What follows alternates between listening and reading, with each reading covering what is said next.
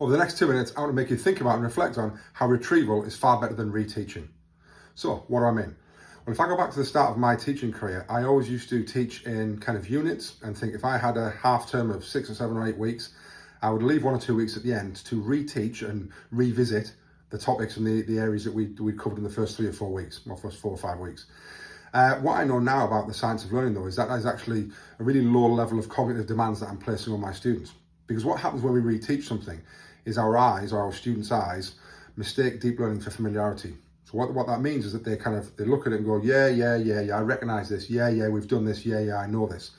And there's not a lot of thought going in behind the eyes. And if I go back to the quote I use quite often, which is memory is a residue of thought, they're not actually thinking a lot.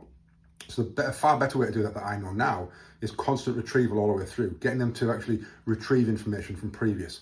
And always lesson by lesson retrieving things from previous lessons, so that actually that constant retrieval is happening. I don't need to revisit it because actually I already know now that revisiting is a quite low level skill because they're just going to go yeah. So think about in your own teaching, when you're planning your sequencing, you're planning your kind of half-term blocks, your topic blocks, whatever you want to call them. Are you doing some of that reteaching? And actually, is it leading to the yeah kind of low level cognitive demands?